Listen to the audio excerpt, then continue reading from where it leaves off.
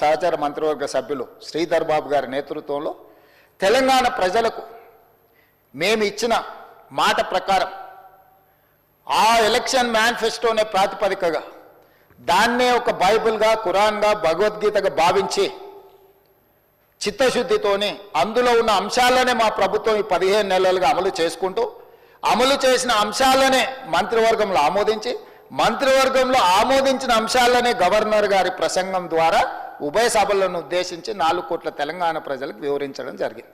ఇప్పుడు నేను మిమ్మల్ని అడుగుతున్నా అధ్యక్ష, తమరి ద్వారా వాళ్ళని అడగదలుచుకున్న నేను, ఇది ఒక ప్రాతిపదిక, దీనికి ఒక చట్టబద్ధత ఉంది. మరి మేము మా పార్టీ ప్రజల దగ్గరికి వెళ్ళి ప్రజల యొక్క మన్ననలు పొంది ప్రభుత్వాన్ని ఏర్పాటు చేసిన ప్రభుత్వం తీసుకున్న నిర్ణయాలను గవర్నర్ ప్రసంగంలో మేము పొందుపరిస్తే దాన్ని తప్పుబట్టి అవహేళన చేసి ఇది కాంగ్రెస్ పార్టీ విధానం లాగానే ఉంది అట్లెట్లుంటుంది అంటారు ఏంది అధ్యక్ష? గవర్నర్ గారి ప్రసంగం కాంగ్రెస్ విధానాలకు వ్యతిరేకంగా ఉండదు అధ్యక్ష. ఈ ప్రభుత్వమే కాంగ్రెస్ ప్రభుత్వం, ఇది ప్రజాప్రభుత్వం, ప్రజాపాలన అధ్యక్ష.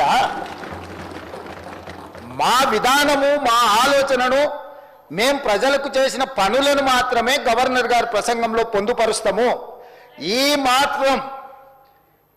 మాత్రం అవగాహన లేని వాళ్ళు 10 సంవత్సరాలు మేము మంత్రులుగా పనిచేసినామని చెప్పుకోవడానికి వాళ్ళకి అర్హత ఉందా అని నేను అడుగుతున్నా అధ్యక్ష. 10 సంవత్సరాలు వాళ్ళు ప్రభుత్వం నడిపినప్పుడు ఆనాటి గవర్నర్ ప్రసంగాలు, ఆనాటి మంత్రివర్గ ఆమోదం లేకుంటేనే గవర్నర్ గారు సొంతంగా ప్రసంగించిందా అధ్యక్ష? వాళ్ళ గవర్నర్ వ్యవస్థ మీద నమ్మకం లేకపోవచ్చు, మహిళల పట్ల గౌరవం లేకపోవచ్చు, ఆనాటి గవర్నర్ గారిని వారు కించపరిచిండ్రు, అవమానపరిచిండ్రు, అసహ్యకరమైన భాషలో తిట్టిండ్రు అధ్యక్ష. ఇట్లాంటి సాంప్రదాయాలకు కాంగ్రెస్ పార్టీ వ్యతిరేకం, మా ప్రభుత్వం వ్యతిరేకం అధ్యక్ష. మేము ఇట్లాంటి తప్పులు చెయ్యం. గవర్నర్ వ్యవస్థను గౌరవించే బాధ్యత మాది. మనం రాసుకున్న రాజ్యాంగం అధ్యక్ష, ఇది మనం తెచ్చుకున్న రాజ్యాంగం అధ్యక్ష. అందుకే గవర్నర్ గారిని గౌరవించి గవర్నర్ గారి ప్రసంగాన్ని, గవర్నర్ గారి ప్రసంగంలో ఏమైనా ప్రజలకు ఇంకా మేలు చేయడానికి ఏమైనా మీరు సూచనలు చేయాలనుకుంటే వాటి సూచనలు చేస్తే తప్పకుండా ప్రభుత్వం రేపు బడ్జెట్లో ప్రవేశపెట్టబోయే బడ్జెట్లో ఉప ముఖ్యమంత్రి గారు ఆ అంశాలను కూడా చర్చకు తీసుకొని వాటిని అందులో పొందుపరిచి ముందుకు వెళ్తాం అధ్యక్ష. కానీ ఈరోజు వాళ్ళు ఇట్లా మాట్లాడాల్సిందంతా మాట్లాడతాం, ఎవరు మాట్లాడినా అడ్డుకుంటాం, ఆ తర్వాత మేము వెళ్ళిపోతాం. ఖాళీగా ఉన్నది కదా అధ్యక్ష. మన పార్లమెంట్ ఎలక్షన్లు ఇదే జరిగింది కదా అధ్యక్ష. నేనేం చెప్పినా 0 అవుతుంది, గుండు 0 అవుతుంది అని చెప్పిన కదా అధ్యక్ష. ఇట్లనే వివరిస్తే రేపు శాసనసభలు కూడా గుండు 0 అవుతుంది అధ్యక్ష. అదేవిధంగా అధ్యక్ష, ప్రజల సంక్షేమం, ప్రజా శ్రేయస్సు కోసం మేము పరితపిస్తూ ఉన్నది ఉన్నట్టుగా కళ్ళకు కట్టినట్టుగా చెప్పాలనేది నా తాపత్రయం అధ్యక్ష.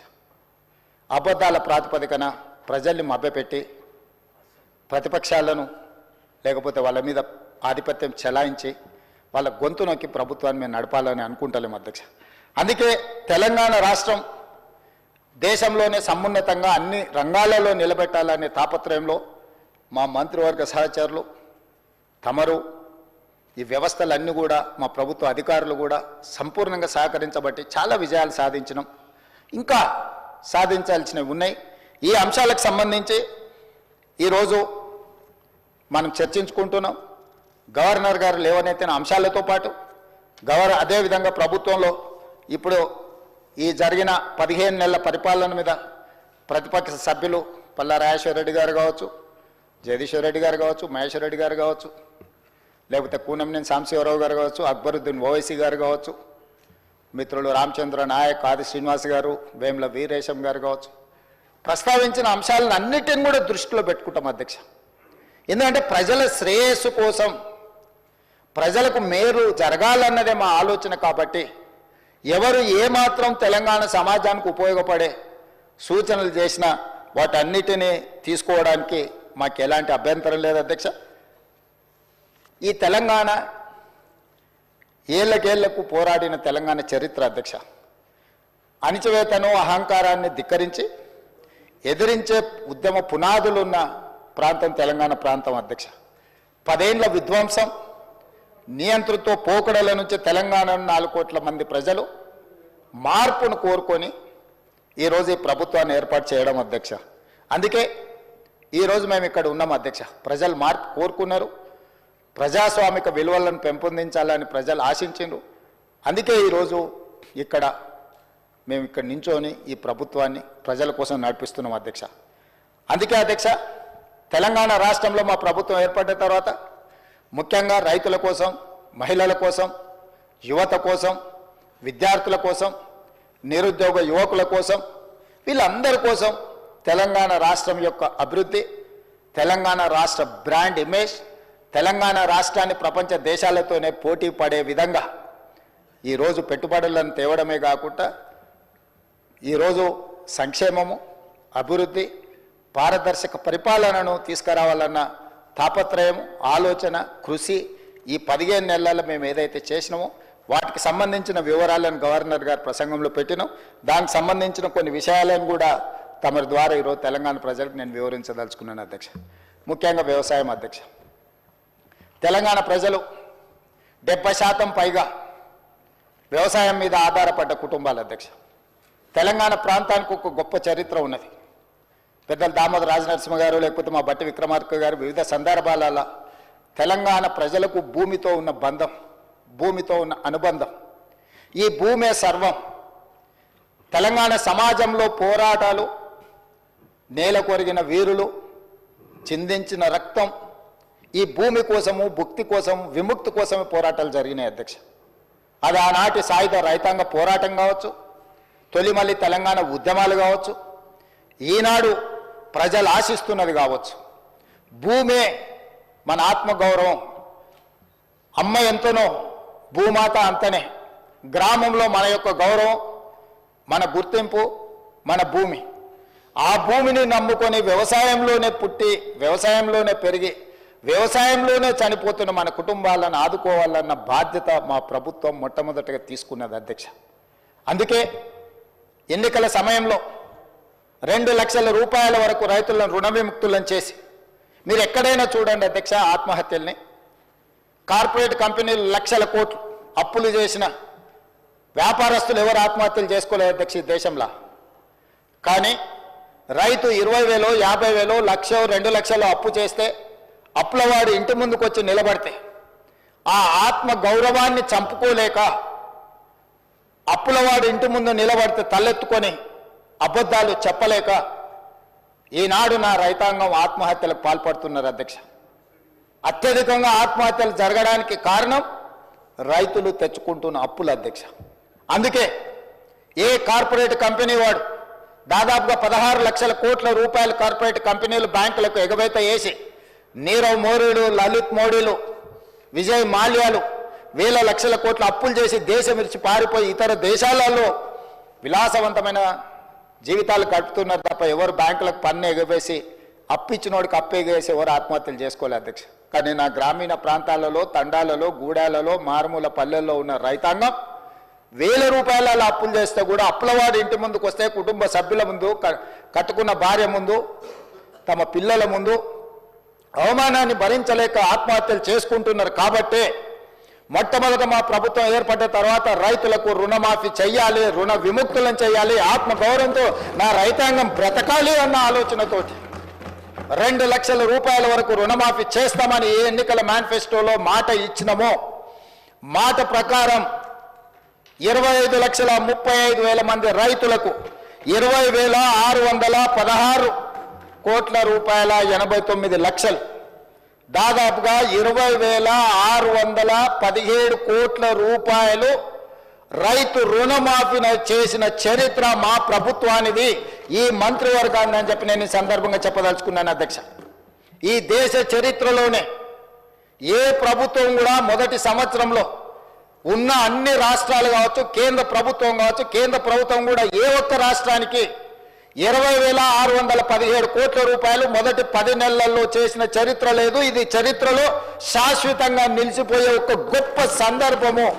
25,35,000 మంది రైతులకు 20,617 కోట్ల రూపాయల రుణమాఫీ చేసి రైతులను రుణ విముక్తులను చేసి ఆత్మగౌరవంతో తలెత్తుకొని బ్రతికే విధంగా ఈరోజు రైతులకు స్వేచ్ఛనిచ్చిన ప్రభుత్వం మాది అధ్యక్ష. ఈరోజు ఆ రైతులను ఆదుకోవాలన్న ఆలోచనతోని ప్రయత్నం అంతా చేసినాం అధ్యక్ష. అదేవిధంగా అధ్యక్ష, గతంలో రైతు బంధు అన్నాడు, ఎన్నికలు వచ్చినప్పుడే మాత్రమే ఖాతాలలో పడేది. కానీ ఈసారి 2023 ఎన్నికల సందర్భంగా ఆనాటి ప్రభుత్వం ఔటర్ రింగ్ రోడ్డును అమ్మేసి, కోకపేట్ల భూములను అమ్మేసి, ఉన్నాయని ఊడ్చుకొని తీసుకొని పోయి రైతులకు రైతు బంధు పథకాన్ని అమలు చేయకుండా ఎన్నికల కోడ్ను అడ్డం పెట్టుకొని తప్పించుకుంటే, మా ప్రభుత్వం వచ్చిన మొదటి 3 నెలల్లోనే తమరికి తెలుసు అధ్యక్ష, 7,625 కోట్ల రూపాయలు రైతు భరోసా పథకం కింద ఆ ప్రభుత్వం ఎగవేసిన రైతు భరోసా పథకాన్ని మన ప్రభుత్వం ఈరోజు అమలు చేసి మొదటి 3 నెలల్లోనే వాళ్ళ ఖాతాలు వేసింది అధ్యక్ష. అదే కాదు, ఆనాటి ప్రభుత్వం రైతు బంధు కింద సంవత్సరానికి 10,000 ఇస్తే 10,000 సరిపోదు, దీన్ని 12,000కు పెంచాలి అని రైతు భరోసా పథకాన్ని సంవత్సరానికి 12,000 చొప్పున పథకాన్ని ప్రారంభించి ఈరోజు వాళ్ళ ఖాతాలో నగదు పడతా ఉన్నది అధ్యక్ష. మార్చి 31 లోపల మొత్తంగా వాళ్ళ ఖాతాలు వేయాలనుకున్నాం అధ్యక్ష. ఇదే కాదు అధ్యక్ష, గ్రామాలలో మీకు తెలుసు, దళితులు, గిరిజనులు, ఆదివాసీలు, బలహీన వర్గాలకు సంబంధించిన వాళ్ళకి అందరికీ భూములు లేవు. వాళ్ళ భూమి లేకపోవడం వల్ల రైతు భరోసా పథకంలో వాళ్లకు భరోసా ఇవ్వలేకపోవడం వల్ల ప్రభుత్వం ఆనాటి నా పాదయాత్రలు కావచ్చు, మిత్రులు బట్టి విక్రమార్క గారి పాదయాత్రలో భూమి లేని నిర్వాసితులు, భూమి లేని నిరుపేదలు వచ్చి, అయ్యా మాకు భూమి లేదు, భూమి ఉన్న వాళ్ళకే ప్రభుత్వ సహాయం అందుతుంది, భూమి లేని మా గురించి ప్రభుత్వం పట్టించుకోవాలి కదా, మీకు బాధ్యత లేదా అని వాళ్ళు అడిగితే ఆలోచన చేసి ఇందిరమ్మ ఆత్మీయ భరోసా పథకం కింద ప్రతి కుటుంబానికి 12,000 రూపాయలు ఇవ్వడానికి నిర్ణయం తీసుకొని ఈనాడు ఉపాధి హామీ కూలీ కార్డు ఎవరికైతే ఉందో ప్రతి కుటుంబానికి ఇందిరమ్మ ఆత్మీయ భరోసా పథకంలో 12,000 రూపాయలు భూమి లేని నిరుపేదలకు ఈరోజు మన ప్రభుత్వంలో పథకాన్ని అమలు చేస్తున్నాం అధ్యక్ష. భూమి లేని నిరుపేదల యొక్క ఆత్మగౌరవాన్ని నిలబెట్టడానికి ఈరోజు నా ప్రభుత్వం ప్రయత్నం చేస్తుంది అధ్యక్ష. అదేవిధంగా అధ్యక్ష, ఒకనాడు మీకు తెలుసు, ఆనాటి ప్రభుత్వం కేంద్ర ప్రభుత్వంతో కిల్లి కజ్జాలు పెట్టుకొని ఫుడ్ కార్పొరేషన్ ఆఫ్ ఇండియా సేకరించే వడ్లను సేకరించకపోవడం, ఇవ్వాల్సిన బియ్యం ఇవ్వకపోవడం, మిల్లర్లతో కుమ్ముక్కై ఆనాటి సివిల్ సప్లైస్ మినిస్టర్ నుంచి ముఖ్యమంత్రి వరకు మిల్లర్ల ఒత్తిడికి లొంగి మిల్లర్లతో కుమ్ముక్కై ఆనాడు వడ్లు కొనకపోవడం, కేంద్రం కొంటలేదు కాబట్టి మేము కొనం, రాష్ట్ర ప్రభుత్వం వ్యాపార సంస్థ కాదు, మాకు నష్టాలు వచ్చినాయి, 100 కోట్ల రూపాయల నష్టాలను చూపించి వడ్లను కొనడమే ఆపేసి చివరికి ఆనాటి ముఖ్యమంత్రి గారు ఏమన్నారు అధ్యక్ష, ఊరేసుకుంటే ఊరేసుకున్నట్టే అన్నాడు అధ్యక్ష. ఎవరైనా ఒక బాధ్యత కలిగిన ముఖ్యమంత్రి గారు రైతుల కష్టం వచ్చినప్పుడు ఆదుకోవాలి, అండగా నిలబడాలి. ఒకవేళ రైతులు ఆత్మహత్యలు చేసుకుంటుంటే మీరు చేసుకోవద్దు, మేము అండగా నిలబెడతాం, అవసరమైతే కేంద్ర ప్రభుత్వంతో కొట్లాడతాం, మేము వడ్లను కొనుగోలు చేస్తామని చెప్పకుండా మీరు ఊరేసుకుంటే ఊరేసుకున్నట్టు ఆయన బరి తెగించి మాట్లాడితే, మేము ప్రభుత్వం ఏర్పడ్డ తర్వాత సివిల్ సప్లైస్ మినిస్టర్గా ఉత్తమ్ కుమార్ రెడ్డి గారు, మీరు వరి పండించండి, ప్రతి చివరి గింజ వరకు కొంటాం, అందులో సన్న వడ్లు పండిస్తే 500 రూపాయల బోనస్ ఇచ్చి కొంటామని చెప్పి 1,200 కోట్ల రూపాయల పైగా 1,206 కోట్ల రూపాయలు సన్న వడ్లకు బోనస్ ఇచ్చి ఈసారి పంట అత్యధికంగా పండించే రైతులు ఈరోజు రాష్ట్ర ప్రభుత్వానికి వడ్లు 1,56,00,000 మెట్రిక్ టన్నులు అమ్మి మనకి ఈరోజు పంట పండించారు అధ్యక్ష. ఒక్క సంవత్సరంలో 260 లక్షల మెట్రిక్ టన్నులు సంవత్సరంలో వడ్లని దేశంలోనే అత్యధికంగా ఉత్పత్తి చేసిన రాష్ట్రంగా తెలంగాణ రాష్ట్రం మిగిలింది అధ్యక్ష. ఆనాడు ఎవరు కష్టపడి, ఏ రైతు రాత్రి పగళ్ళు కష్టపడి పండించిన వడ్లను చూపించి ఏడ పండినా, అది సూర్యాపేటలో పండినా, అది నిజామాబాద్లో పండినా, అది కరీంనగర్లో పండినా, అది మెదక్లో పండినా, ఈ కాళేశ్వరం నీళ్లతోనే ఈ పంట పండిందని ఆనాడు కాళేశ్వరం కథలుగా మనకు చెప్పింది అధ్యక్ష. కానీ కాళేశ్వరం కట్టడం కూలడం 3 ఏళ్లలో అయిపోయింది అధ్యక్ష, 1,00,000 కోట్లు ఆవిరి అయిపోయినాయి.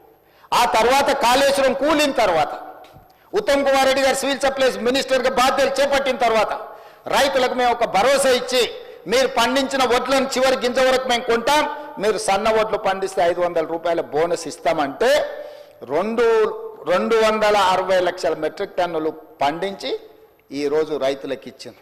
కాళేశ్వరం లేకుండానే ఈ దేశంలో అత్యధికంగా ఒక్క సీజన్లో 1,56,00,000 మెట్రిక్ టన్నుల వడ్లను పండించి ఈ దేశానికి ఆదర్శంగా మన రైతులు నిలబడ్డారు.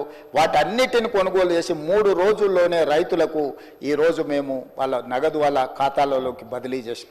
ఆనాడు అధ్యక్ష క్వింటాల్కు 10 కిలోలు తుట్టి మీద, తాలు మీద, తడి మీద కొల్లగొట్టి మాఫియా క్వింటాల్కు 10 కిలోలు అని అంటే దాదాపుగా 250 రూపాయలు. కోటి మెట్రిక్ టన్నులు అంటే దాదాపుగా ఎన్ని వేల కోట్ల రూపాయలు ఆనాడు కమిషన్ల కింద మిల్లర్లు ఆనాటి ప్రభుత్వం మంత్రులు గచ్చి కొల్లగొట్టినరు. మీరు చూడండి అధ్యక్ష, లెక్క వేయండి. కానీ మేము వచ్చిన తర్వాత 1 కిలో కూడా తుట్టి, తాలు, తవుడు పేరు మీద తీయనీయలేదు అధ్యక్ష. తోలు తీస్తామని చెప్పినాం అధ్యక్ష. మిల్లర్లు ఎవరైనా తాలు పేరు మీదనో, తడి పేరు మీదనో